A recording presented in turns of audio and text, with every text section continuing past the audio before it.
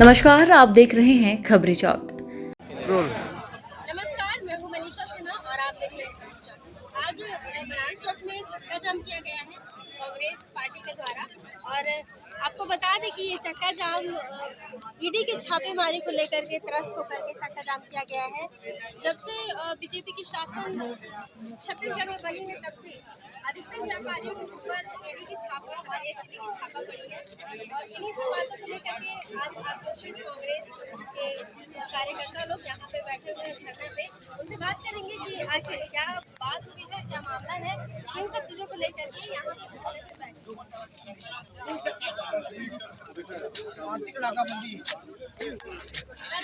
चक्का जाम है। बता दें ये आर्थिक नाकेबंदी पूरे प्रदेश सरकार पर पूरे प्रदेश में आर्थिक नाकेबंदी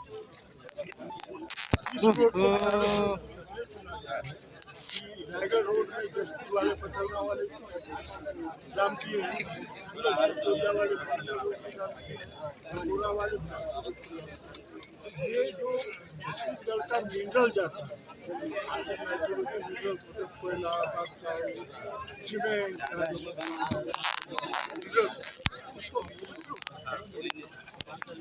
ये इसलिए रोका है पूरे मीडिया में 2 दिन से मैं देख रहा हूँ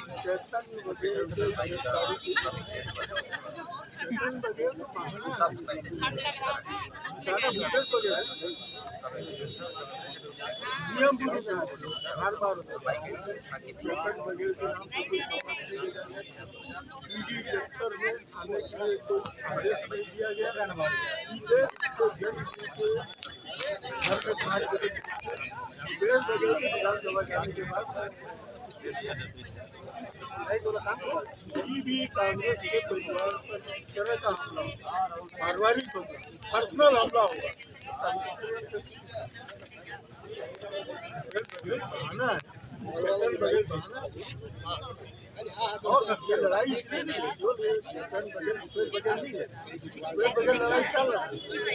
कांग्रेस के लोग लड़ाई चल रहे हैं। छत्तीसगढ़ का छत्तीसगढ़ का जंगल, छत्तीसगढ़ का पहाड़, छत्तीसगढ़ का नदी, आप बस्तर में जाते सैकड़ों गाँव खाली हो गए। उधर जाके देखो पुराना एक भी बरसात नहीं बचा है।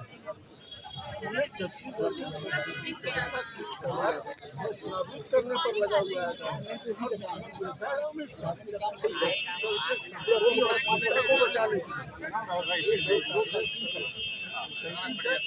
चट्टान की तरह खड़ा है, बगल के हाथ चट्टान की तरह पूरा कांग्रेस पार्टी खड़ा है। और आने वाले समय में केंद्र की जो हमारा नेतृत्व है वो बड़ा आंदोलन का हम लोग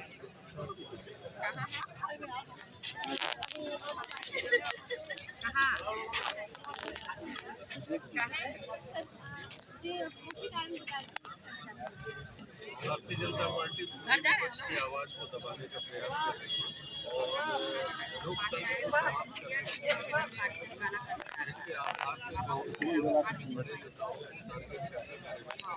स्थिति यहाँ तक पहुँच गई है कि जो हमारे कांग्रेस के बड़े लीडर बच्चों को भी कार्रवाई के घेरे में भारतीय जनता पार्टी ले रही है, जिसके कारण आज प्रदेश कांग्रेस कमेटी के और आज जो पूरे देश में एक सवाल भी उठता है कि आज पूरे देश में भारतीय जनता पार्टी के नेताओं के ऊपर यदि किसी प्रकार का भ्रष्टाचार का आरोप लगता है तो उन पर कोई कार्रवाई नहीं होती है, जिसका प्रमाण है कि कर्नाटक के पूर्व मुख्यमंत्री येदियुरप्पा लाखों करोड़ों रुपए का आरोप उनके ऊपर लगा, लेकिन उस पर किसी प्रकार की कोई कार्रवाई नहीं हुई है। पानामा घोटाले में छत्तीसगढ़ के पूर्व मुख्यमंत्री के ऊपर आरोप लगा, उन पर किसी प्रकार की कोई कार्रवाई नहीं हुई। नान घोटाला जो इतना बड़ा घोटाला हुआ उसमें किसी प्रकार की कोई कार्रवाई नहीं हुई है। तो सिर्फ विपक्ष के नेताओं पे कार्रवाई निशाना बनाकर किया जा रहा है और आवाज को दबाने का प्रयास है।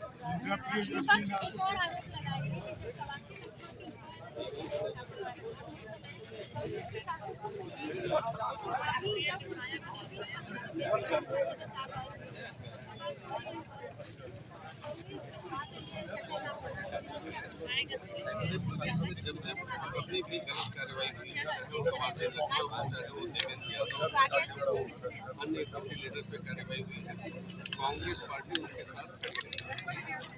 ये आज जो स्थिति बनी कि जो इनका कार्रवाई का जो स्तर है, बदले की जो भावना, वो घर के बच्चों को भी टारगेट में ले रहे हैं, जो काफी चिंतनीय है, जिसके कारण कांग्रेस के लोग आक्रोश हैं।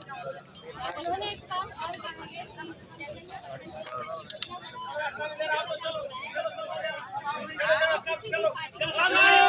माता की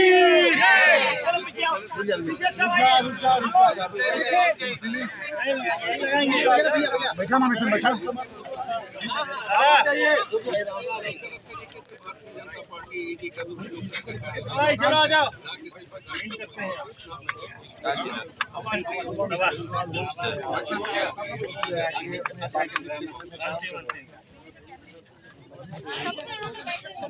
बारह बजे से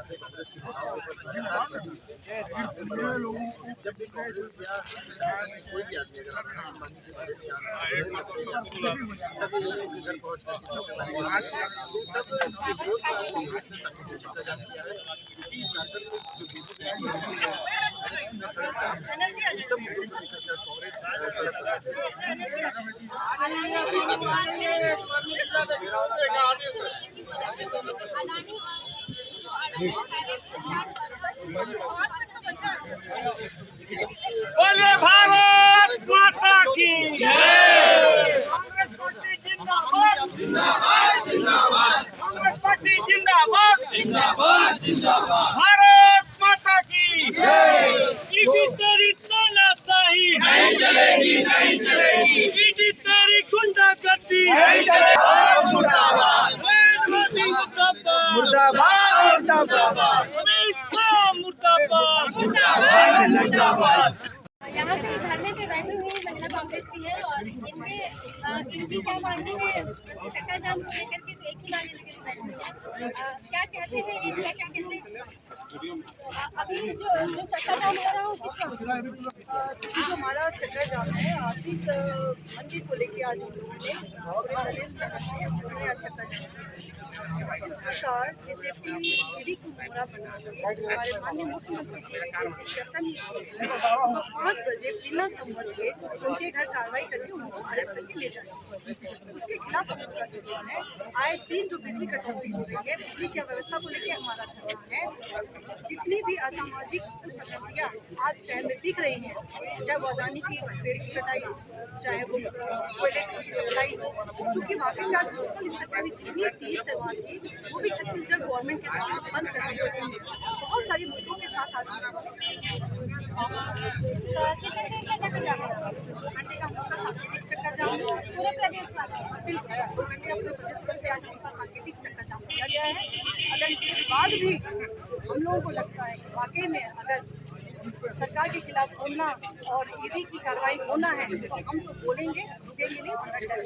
ये लगातार ईडी की कार्रवाई चल रही है, व्यापारियों के ऊपर भी जितने भी टारगेट किया जा रहा है, क्या लगता है कि ये मुझे लगता है कि सबसे बड़ा सवाल तो करना चाहिए कि वाकई में जब बीजेपी में जीतन महाराज जी जब कांग्रेस में थे तब उन पर भी ईडी की कार्रवाई होनी चाहिए, और जैसे ही वो बीजेपी में ट्रांसफर हो गए उनकी कार्रवाई होनी चाहिए।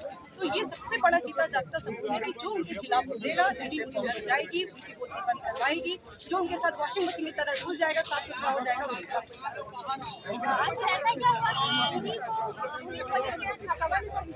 यही तो सवाल हम लोग कैसे धरना प्रदर्शन किए हैं कि ऐसा क्या हुआ, ऐसा क्या हुआ कि भोर में 5 बजे आपको उनके घर जाना पड़ा और उनको उठा के अंदर करना पड़ा। यही सवाल आज हम करने के लिए हम आए हैं, इसी का हमको जवाब चाहिए।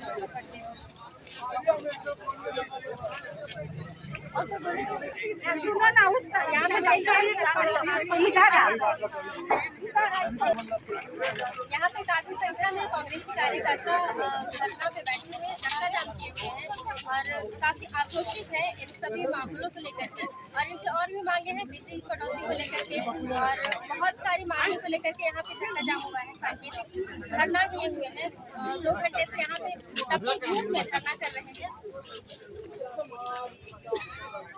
और ये भी कह रहे हैं कि इनकी मांगे जब तक पूरी नहीं होती आगे फिर आंदोलन करेंगे या फिर आगे और भी अपने मांगों को लेकर के आगे जाएंगे।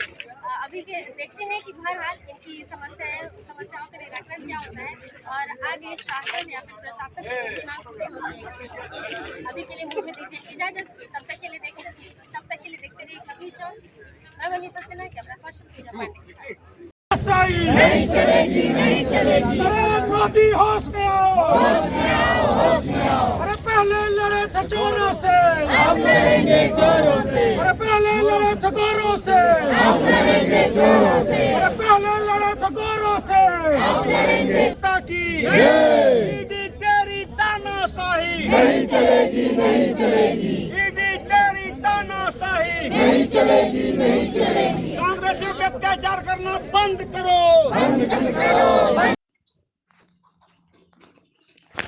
ईडी के कार्यवाही के खिलाफ कांग्रेस ने चक्का जाम कर विरोध प्रदर्शन किया। अंबिकापुर के बनारस रोड में 2 घंटे तक चक्का जाम व प्रदर्शन चलता रहा, जिसमें पूर्व डिप्टी सीएम टीएस सिंहदेव भी शामिल हुए। उन्होंने इस चक्का जाम एवं आर्थिक नाकेबंदी पर बयान देते हुए कहा कि यह कार्यवाही सिर्फ चेतन बघेल पर नहीं हुई, बल्कि रॉबर्ट वाड्रा के खिलाफ भी ईडी ने कार्यवाही की है। भाजपा दर्शाना चाह रही है कि कांग्रेस प्रदर्शन किसी व्यक्ति के लिए कर रही है। साथ ही यह भी कहा कि बीजेपी ईडी का दुरुपयोग कर रही है। हमारा प्रदर्शन निजी कंपनी के लिए पेड़ों की कटाई के खिलाफ है।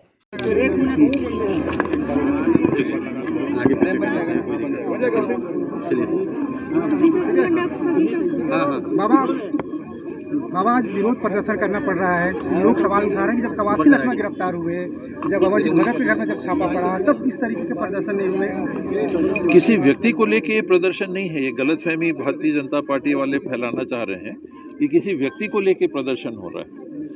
आज सुप्रीम कोर्ट में कम से कम 5 बड़े दृष्टांत ऐसे हैं जहां पर सुप्रीम कोर्ट ने स्पष्ट रूप से कहा है कि ईडी अपनी हदों को पार करके काम कर रही है। चुनाव तक रहने दीजिए ये प्रतिद्वंद्विता, इसको नीचे मत, ये सुप्रीम कोर्ट के कमेंट हैं, मैं नहीं बोल रहा, कांग्रेस पार्टी नहीं बोल रही कि अगर राजनीतिक प्रतिद्वंद्विता है तो इसको चुनाव तक रहने दीजिए, चुनाव तक सीमित रहने दीजिए, इसको आगे मत ले जाइए। ये जो विरोध हो रहा है उस बात को लेके हो रहा है कि राजनीतिक प्रतिद्वंद्विता को आप इस हद तक आगे बढ़ाना चाह रहे हो ईडी का इस्तेमाल करके, जो पूरी तरह से संवैधानिक व्यवस्थाओं से और नागरिकों की स्वतंत्रता के विपरीत जाता है। तो हमको खड़ा होना पड़ेगा, हमको बोलना पड़ेगा, किसी व्यक्ति की बात नहीं है। बाबा जो देखने को मिल रहा है, जो प्रदर्शन आप लोग कर रहे हैं, उसमें जो आम लोग हैं, मतलब इससे ईडी कितना दबाव में आएगी, क्या लगता है?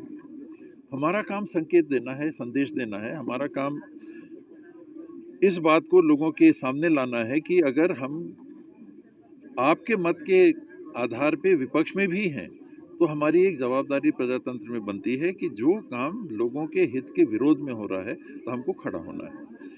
हम किस लिए खड़े हैं? तमनार में रातों रात पेड़ कटे, हमारे विधायक को बंदी बनाया, तो हम विधायक को लेके तो नहीं खड़े हैं ना।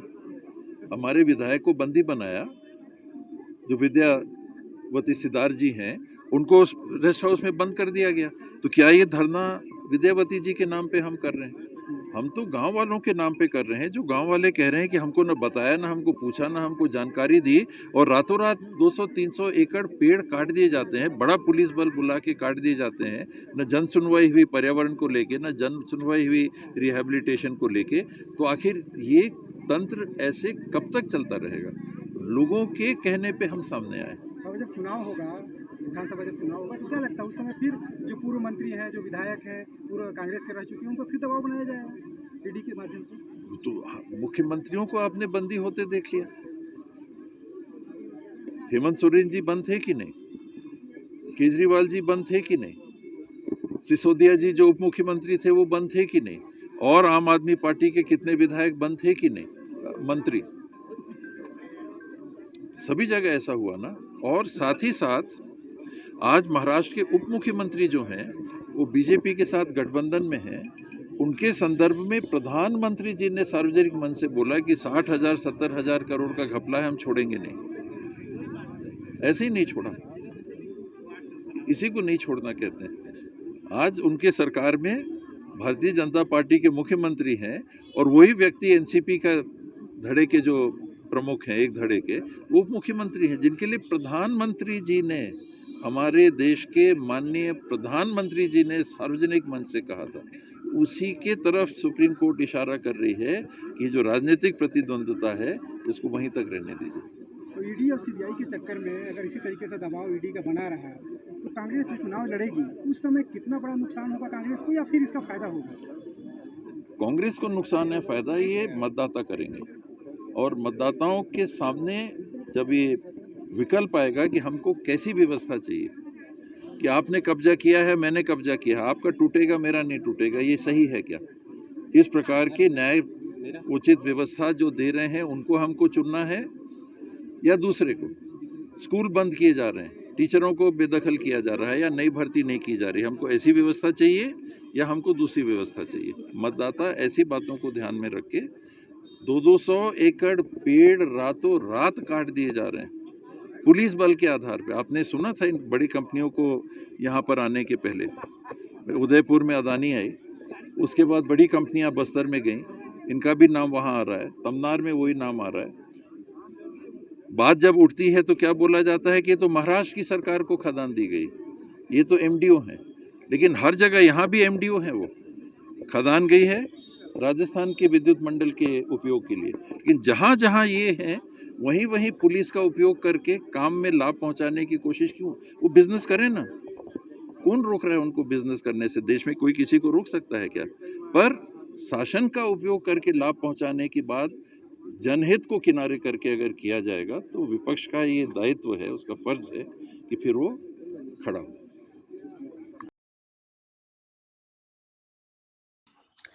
अंबिकापुर बनारस मुख्य मार्ग में कांग्रेसियों के द्वारा सड़क पर बैठकर चक्का जाम किया गया।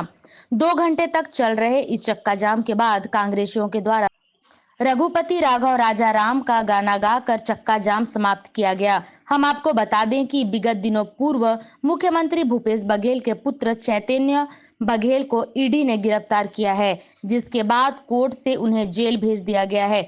चैतन्य बघेल के इस गिरफ्तारी के बाद लगातार कांग्रेस भाजपा की केंद्र सरकार के विरुद्ध आंदोलन कर रही है। कार्यक्रम में पूर्व मंत्री अमरजीत भगत भी शामिल हुए। उन्होंने क्या कहा, सुनिए।